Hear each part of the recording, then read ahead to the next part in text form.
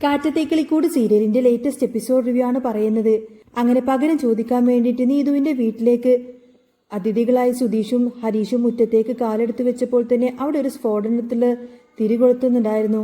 മുറ്റത്തെ നനഞ്ഞ മണ്ണിൽ അവരുടെ കാൽപ്പാടുകൾ പതിഞ്ഞതേയുള്ളൂ. ഉമ്മറത്തുണ്ടായിരുന്ന അഖിലിന്റെ മുഖം വെറുപ്പുകൊണ്ട് ചുവന്നു. സ്വന്തം വീടിന്റെ മുന്നിൽ താൻ വെറുക്കുന്നവൻ യാതൊരു കൂസലുമില്ലാതെ നിൽക്കുന്നത് കണ്ടപ്പോൾ തന്നെ അവന് സഹിക്കാനായില്ല. എന്തിനാടാ ഇങ്ങോട്ടേക്ക് വന്നത്? അഖിലിന്റെ ശബ്ദം ആ നിശബ്ദയെ കീറി മുറിച്ചു.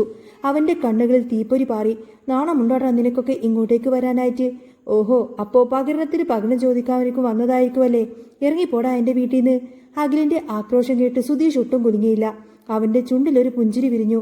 അതെ, സമാധാനപ്പെട്. ഞങ്ങൾ ആരെങ്കിലും പറഞ്ഞിട്ടാണോ ഞങ്ങളുടെ വീട്ടിലേക്ക് നീ ഇന്നലെ കൂട്ടുകാരെയും കൂട്ടിക്കൊണ്ട് പ്രശ്നമുണ്ടാക്കാൻ വന്നത്? അല്ലല്ലോ.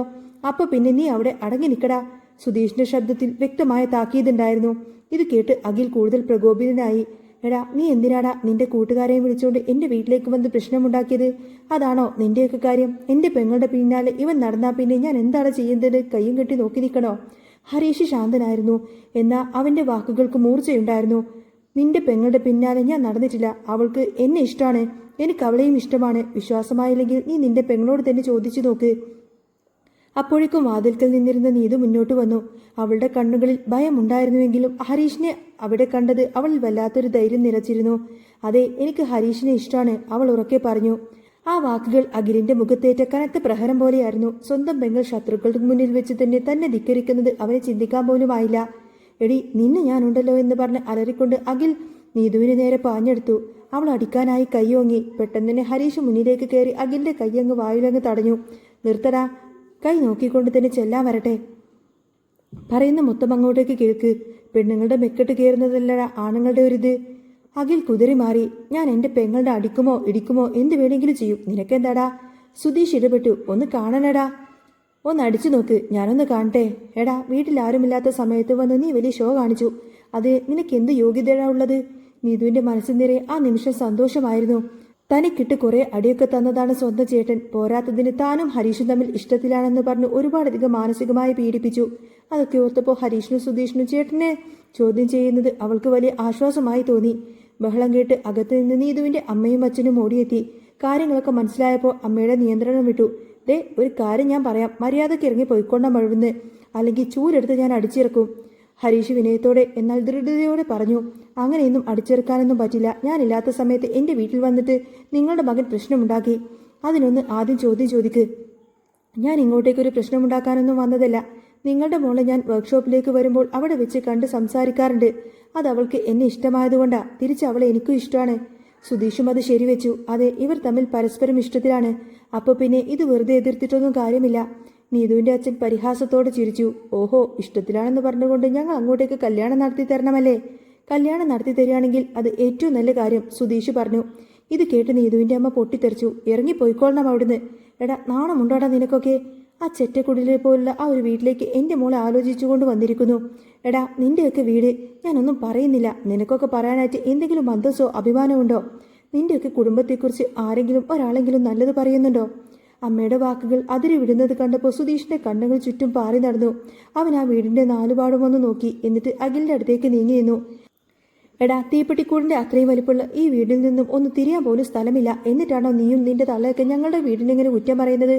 ഒരു വാടക വീട് പോലൊരു കുഞ്ഞൊരു വീടല്ലേ? കുറ്റം പറയുമ്പോൾ അതിൻ്റെതായിട്ടുള്ള യോഗ്യത ഉണ്ടായിട്ടല്ലേ പറയാൻ പറ്റുള്ളൂ.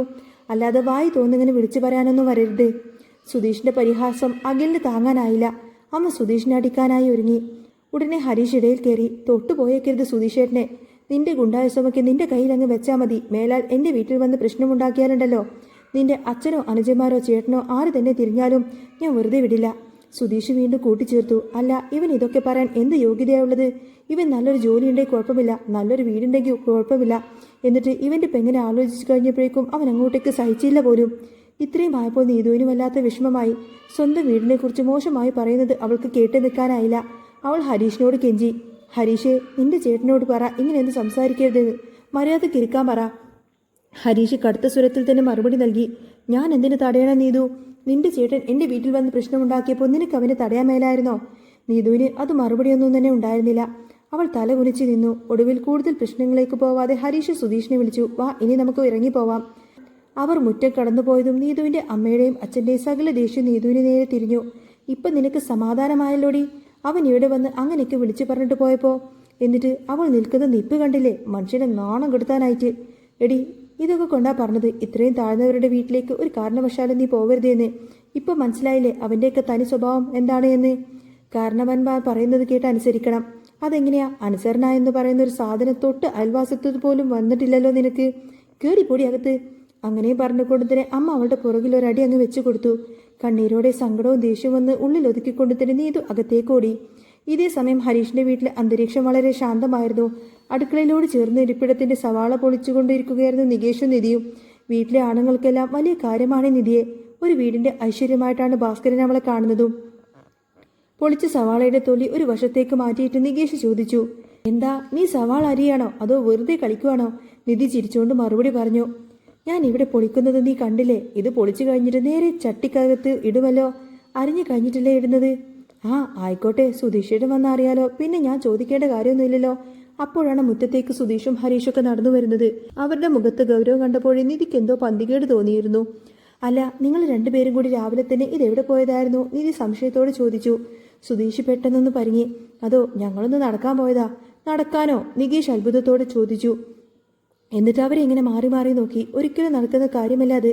നടക്കാൻ പോവുക എന്ന് പറഞ്ഞ രണ്ടുപേരും അപ്പോഴേക്കും കീരിയും പാമ്പും പോലെയാണ് നിൽക്കുന്നത്. എന്നിട്ടിപ്പോൾ രണ്ടുപേരും ഒരുമിച്ച് നടക്കാൻ പോയി. അത് വിശ്വസിക്കണം പോലും. നികേഷ് നിധിയെ നോക്കി കണ്ണിറുക്കി. എന്തൊക്കെ വിശ്വസിച്ചെന്ന് പറഞ്ഞാലും ഇതൊന്നും ഞാൻ വിശ്വസിക്കില്ല. സുധീഷ് പരിങ്ങൽ മറച്ചു വെക്കാൻ വേണ്ടി ശ്രമിച്ചുകൊണ്ട് പറഞ്ഞു, നടക്കാനല്ലേ പോയത്, ജോഗിങ്ങിനാ പോയത് എന്ന്. ഓ അങ്ങനെയാണോ? നിധി രൂക്ഷമായി അവനെ ഒന്ന് നോക്കി. അപ്പോഴാണ് സുഭാഷ് അങ്ങോട്ടേക്ക് വരുന്നത്. ചായ കിട്ടാത്തതിന്റെ കലിപ്പിലായിരുന്നു അവൻ. എടാ സത്യം പറയടാ, രണ്ടുപേരും കൂടി എങ്ങോട്ടേക്ക് പോയതാ? സുഭാഷ് കർശനമായി ചോദിച്ചു. ഞങ്ങൾ ജോഗിങ്ങിന് പോയതാണെന്ന് പറഞ്ഞല്ലേ? അല്ല സുഭാഷ് ഏട്ടാ, ചായ കിട്ടിയില്ലല്ലോ. നിധി വിഷയം മാറ്റാൻ വേണ്ടി ചോദിച്ചു. ചായയുടെ കാര്യം മിണ്ടരുത്. ചായ എടുത്തുകൊണ്ട് വന്നു കഴിഞ്ഞപ്പോഴേക്കും നിങ്ങളെ കണ്ടോ? ചായക്ക് തണുത്തുപോയി. ഞാൻ വേറെ പോയിട്ട് ചൂടാക്കിയിട്ട് വരാം. അങ്ങനെ പിറുപിറുത്തുകൊണ്ടതിന് സുഭാഷ് അകത്തേക്ക് പോയി. നികേഷ് വീണ്ടും ചോദ്യം തുടങ്ങി. സത്യം പറ, നിങ്ങൾ നീതുവിന്റെ വീട്ടിലേക്ക് പോയതാണോ? നീതുവിന്റെ വീട്ടിലേക്കോ? നിന്നോട് ആരാ പറഞ്ഞത് നീതുവിന്റെ വീട്ടിൽ പോയെന്ന്? ഹരീഷ് ഒഴിഞ്ഞു മാറാൻ ശ്രമിച്ചു. ആഹാ, അപ്പോൾ നീതുവിന്റെ വീട്ടിലേക്ക് പോയതാണല്ലേ?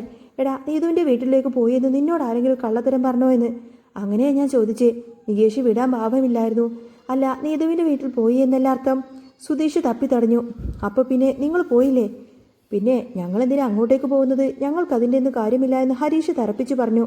സംസാരം അങ്ങനെ തുടർന്നു കൊണ്ടിരിക്കുമ്പോഴാണ് മുറ്റത്തേക്ക് ഒരു ഓട്ടോറിക്ഷ വന്ന് നിൽക്കുന്ന ശബ്ദം കേട്ടത്. വീട്ടിലുണ്ടായിരുന്ന എല്ലാവരും പുറത്തേക്ക് നോക്കി. വരാന്തയിലിരുന്നു കൊണ്ട് പത്രം വായിക്കുന്ന ഭാസ്കരൻ തല ഉയർത്തി നോക്കി. ഇതാരാ? ഇതിലൂടെ പോകേണ്ട വണ്ടി വഴി മാറി കയറി വന്നിട്ടുണ്ടല്ലോ. എന്തെങ്കിലും പ്രശ്നമുണ്ടോ? ഭാസ്കരൻ ഇങ്ങനെ സ്വയം പറഞ്ഞു. ഓട്ടോറിക്ഷയിൽ നിന്നു രോഷത്തോടെ ഇറങ്ങി വരുന്നത് നീതുവിന്റെ അച്ഛനും അമ്മയുമായിരുന്നു. അവരുടെ വരവ് കണ്ടപ്പോഴേ ഹരീഷിനും സുധീഷിനും കാര്യം പിടികിട്ടി. തങ്ങൾ അവിടെ പോയി പറഞ്ഞതിന്റെ ബാക്കി തീർക്കാനാണ് ഇവരുടെ വരവ് എന്ന്. അവർ നേരെ വരാന്തയിലേക്ക് ഭാസ്കരന്റെ അടുത്തേക്ക് ചെന്നു. നീതുവിന്റെ അച്ഛൻ യാതൊരുവിധ മര്യാദയുമില്ലാതെ വിരൽ ചൂണ്ടിക്കൊണ്ട് പറഞ്ഞു, അതെ, ഒരു കാര്യം എനിക്ക് പറയാനുണ്ട്. മക്കളെ വളർത്തണം, നല്ല രീതിയിൽ തന്നെ വളർത്തണം. കേട്ടോടാ ലോറി ഡ്രൈവറെ, അല്ലെങ്കിൽ ഞാനുണ്ടല്ലോ. ലോറിക്കാരൻ എന്ന വിളി കേട്ടപ്പോൾ ഭാസ്കരന്റെ മുഖമങ്ങ് മുറുകി. അയാൾ പതുക്കെ എഴുന്നേറ്റ് നിന്നു. അയാളുടെ സ്വരത്തിൽ ഒരു പരിഭ്രമവും ഇല്ലായിരുന്നു, പകരം വലിയൊരു ഗാംഭീര്യമുണ്ടായിരുന്നു. എടാ, നീ എന്നെ ലോറിക്കാരൻ എന്ന് വിളിക്കുന്നുണ്ട്. എന്താണെങ്കിലും ഒരു കാര്യം ഞാൻ പറയാം. അതിലെനിക്ക് അന്തസ്സും അഭിമാനവും മാത്രമേ ഉള്ളൂ. പക്ഷേ ഇവിടെ വന്ന് കിടന്ന് നിന്റെ മോൻ കുറേ പ്രശ്നങ്ങളും കാര്യങ്ങളൊക്കെ ഉണ്ടാക്കി. അതിനുള്ള യോഗ്യത അവൻ എന്താടാ ഉള്ളത്?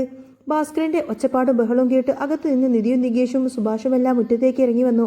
കാര്യങ്ങളൊക്കെ കൈവിട്ടു പോവാണെന്ന് സുഭാഷിന് മനസ്സിലായി. അവൻ ഓടി വന്ന് ചോദിച്ചു, അല്ല എന്താ കാര്യം? നീതുവിന്റെ അച്ഛൻ രോഷത്തോട് പറഞ്ഞു, കാര്യം എന്താണെന്ന് അറിയില്ലേ? ഇവന്മാർ എൻ്റെ വീട്ടിൽ കയറി വന്നിട്ട് എന്ത് ഡയലോഗും കാര്യങ്ങളൊക്കെ പറഞ്ഞത് എന്നറിയോ? എൻ്റെ മോനെ പിടിച്ച് തല്ലാൻ തുടങ്ങി. എന്തൊക്കെ പ്രശ്നങ്ങളായിരുന്നു. ഇങ്ങനെ വെറുതെ വിടുമെന്ന് കരുതുന്നുണ്ടോ? എൻ്റെ മോളെ ഞാൻ ഈ ഹരീഷിനെ കൊണ്ട് കെട്ടിക്കണമല്ലേ? അത് ഈ ജന്മത്തിൽ നടക്കില്ല. എൻ്റെ കൊക്കിന് ജീവനുള്ളിടത്തോളം കാലം അതൊരിക്കലും നടക്കില്ല. അതെ, നടക്കില്ല. നീതുവിന്റെ അമ്മയും കൂട്ടിപ്പിടിച്ചു. സുഭാഷ് സംശയത്തോടെ ഹരീഷിനെ സുധീഷിനെ നോക്കി. സത്യമാണോടാ ഇത്? നിങ്ങൾ അവിടെ പോയിരുന്നോ? രണ്ടുപേരും തല കുനിച്ച് നിന്നു. അവർക്ക് മറുപടി ഉണ്ടായിരുന്നില്ല. നീതുവിന്റെ അച്ഛന് വീണ്ടും തുടങ്ങി, ഒരു കാര്യം ഞാൻ പറഞ്ഞേക്കാം. മേലാൽ ആ വീട്ടിലേക്ക് കാലെടുത്ത് കുത്തിയാലുണ്ടല്ലോ. നിനക്കൊക്കെ എന്ത് യോഗ്യതയുടെ അങ്ങോട്ടേക്ക് വരാന്? അവിടെ വന്ന് കല്യാണം ആലോചിക്കാനൊക്കെ? സുഭാഷ് സമാധാനിപ്പിക്കാൻ ശ്രമിച്ചു. അതേ ചേട്ടാ, നമുക്കകത്തിരുന്ന് സംസാരിക്കാം. ഹരീഷും നീതുവും തമ്മിൽ ഇഷ്ടത്തിലാണെങ്കിൽ അതങ്ങ് നടത്തിക്കൊടുക്കുന്നതല്ലേ നല്ലത്. ഇത് കേട്ടപ്പോൾ നീതുവിൻ്റെ അമ്മ പുച്ഛത്തോടെ മുഖം കൂട്ടി. പിന്നെ നടത്തിക്കൊടുക്കാം, അത് ഈ വീട്ടിലേക്ക്. ഇങ്ങനെ പോലൊരു വീട്ടിലേക്ക് എൻ്റെ മോളെ ഞാൻ കെട്ടിച്ചു വിടില്ല. നല്ല രീതിയിലും കുടുംബത്തിലാണെങ്കിലൊന്നും കുഴപ്പമില്ല, നല്ലൊരു ചെക്കനാണെങ്കിലും കുഴപ്പമില്ല. അതൊന്നുമില്ലാത്ത ഒരുത്തിന് വേണ്ടിയിട്ട് എൻ്റെ മോളെ ആലോചിക്കാൻ നിങ്ങൾക്കൊക്കെ പറയാൻ തന്നെ ഒരു നാണമില്ലേ? സുധീഷിനത് കേട്ടപ്പോൾ സഹിക്കാനായില്ല. അവൻ തിരിച്ചടിച്ചു. ഓ ഈ പറയുന്ന നിങ്ങളുടെ വീടങ്ങ് മാളികപ്പുറമാണല്ലോ. ഞങ്ങൾ വന്ന് കണ്ടിട്ടുണ്ടായിരുന്നു. തീപ്പെട്ടിക്കൂടിൻ്റെ അത്രയും പോലും ഇല്ലാത്ത ചെറിയൊരു വീട്. എന്നിട്ടാണ് വന്ന് അഹങ്കാര വർത്താനം പറയുന്നത്. നീതുവിൻ്റെ അമ്മയുടെ കണ്ണുകൾ കോപം കൊണ്ട് ജ്വലിച്ചു. അതെ, ചെറിയ വീടാണെങ്കിൽ ഞങ്ങൾ നല്ല മാന്യ മര്യാദക്ക് അന്തസ്സോടുകൂടി ജീവിക്കുന്നത്. നിങ്ങളെപ്പോലെയൊന്നുമല്ല. നിങ്ങളെക്കുറിച്ച് ഏതെങ്കിലും ഒരാൾക്ക് നല്ലത് എന്തെങ്കിലും പറയാനുണ്ടോ? ഈ പ്രദേശത്തുള്ള ആരെങ്കിലും നിങ്ങളെപ്പറ്റി നല്ലത് പറയുന്നുണ്ടോ? ഇല്ലല്ലോ. 4-5 ആണുങ്ങൾ താമസിക്കുന്ന വീട്, പെണ്ണുങ്ങൾ പോലും വാഴാത്ത വീട്. എന്നിട്ട് എൻ്റെ മോളെ ഇങ്ങോട്ടേക്ക് കൊണ്ടുവരാൻ ഒരുങ്ങുന്നതാണ് നിങ്ങൾ. അവർ വീണ്ടും പല അസഭ്യങ്ങളും പറഞ്ഞുകൊണ്ടിരുന്നു. പെണ്ണുങ്ങൾ പോലും വാഴാത്ത വീട് എന്ന വാക്ക് കേട്ടപ്പോൾ തന്നെ ഉമ്മർപടിയിൽ നിന്നിരുന്ന നിധിയുടെ ഹൃദയത്തിൽ അതങ്ങ് കൊണ്ടു. കഴിഞ്ഞ കുറച്ച് മാസങ്ങളായി അവൾ ഈ വീട്ടിലാണ് താമസിക്കുന്നത്. ഇവരെല്ലാവരും ചേർന്ന് അവളെ പൊന്നുപോലെയാണ് നോക്കുന്നത്. എന്നിട്ടും തന്നെ ഒരു മനുഷ്യനായിട്ട് പോലും കണക്കാക്കുന്നില്ലേ എന്ന് അവൾക്ക് തോന്നി. അവൾ ഉള്ളിൽ വല്ലാത്ത സങ്കടവും അതിലേറെ ദേഷ്യവും വിരിച്ചു കയറി. മുറ്റത്തേക്ക് വീണ്ടും കയ്യാങ്കളിയുടെ വാക്കുകളുടെ കാര്യങ്ങളിങ്ങനെ നീങ്ങിക്കൊണ്ടിരുന്നു. സുധീഷ് നീതുവിൻ്റെ അച്ഛനുമായി ഉന്തും തള്ളും തുടങ്ങി. സുധീഷേട്ടാ, ഇങ്ങോട്ടേക്കൊന്ന് വന്നേ. നിധിയുടെ ശബ്ദം വളരെ ഉറച്ചതായിരുന്നു. ആ ബഹളത്തിനിടയിലും അതൊരു കാറ്റുപോലെ അവിടെ മുഴങ്ങി. സുധീഷ് തിരിഞ്ഞു നോക്കി. നിധി അവനെ അകത്തേക്ക് വിളിക്കുകയാണ്. അവൻ ദേഷ്യം കടിച്ചമർത്തിക്കൊണ്ട് വരാന്തയിലേക്ക് കയറി. നിധിയുടെ പിന്നാലെ മുറിയിലേക്ക് ചെന്നു. എന്താ? അവൻ ചോദിച്ചു. അതെ, എൻ്റെ താലിമാല എവിടെയാ? അവളുടെ ശബ്ദത്തിലൊരു പ്രത്യേക വിറയലുണ്ടായിരുന്നു. താലിമാലയോ? സുധീഷ് അത്ഭുതപ്പെട്ടു. ഇതെന്തിനാ? കല്യാണം നടക്കാൻ പോവാണോ? ഹരീഷിനെ നീതുവിൻ്റെ കൂടെ? താലിമാല കൊണ്ടുപോയി വിറ്റിട്ടോ പണയം വെച്ചിട്ടോ കാര്യങ്ങളൊക്കെ നടത്താനാണോ നീ വിചാരിച്ചത്? ഹേയ്, അതൊന്നുമല്ല. അതൊന്ന് എടുത്തു വാ, അവൾ കർശനമായി പറഞ്ഞു. സുധീഷ് അൽമാരുടെ ഭാഗത്തേക്ക് പോയിട്ട് കുറേയധികം പ്ലാസ്റ്റിക് കവറുകളുടെ ഉള്ളിലായി ഭദ്രമായി പൊതിഞ്ഞു വെച്ചിരിക്കുന്ന ആ ഒരു പൊതി അവൻ എടുത്തു കൊണ്ടുവന്നു. അയ്യോ, ഇതെന്താ ഈ കവറ്? നീതി ചോദിച്ചു. അതെ, ഇപ്പം എടുത്തു തരാം. അവൻ ഓരോ കവറും അഴിക്കാൻ തുടങ്ങി. അതിനുള്ളിൽ മറ്റൊന്നായി, അങ്ങനെ 5-6 കവറുകൾക്കുള്ളിൽ. ഇതെന്താ ഇങ്ങനെ? ഒന്ന് പെട്ടെന്ന് എടുത്തു തരാൻ പറഞ്ഞില്ലേ? നിധിക്ക് ക്ഷമ നശിച്ചു. അതെ, സൂക്ഷിച്ചു വെക്കണമെന്ന് എന്നോട് പറഞ്ഞതല്ലേ, അതുകൊണ്ട് ഞാൻ നല്ല ഭദ്രമായി സൂക്ഷിച്ചു വെച്ചതാ എന്ന് പറഞ്ഞുകൊടുത്തിന് ഒടുവിൽ ആ ബോക്സ് തുറന്ന് അവൻ ആ താലിമാല എടുത്തു കൊടുത്തു. നിധി വേഗത്തിലത് വാങ്ങി. ഒരു നിമിഷം പോലും വൈകാതെ അവൾ ആ താലിമാല സ്വന്തം കഴുത്തിലേക്ക് അണിഞ്ഞു.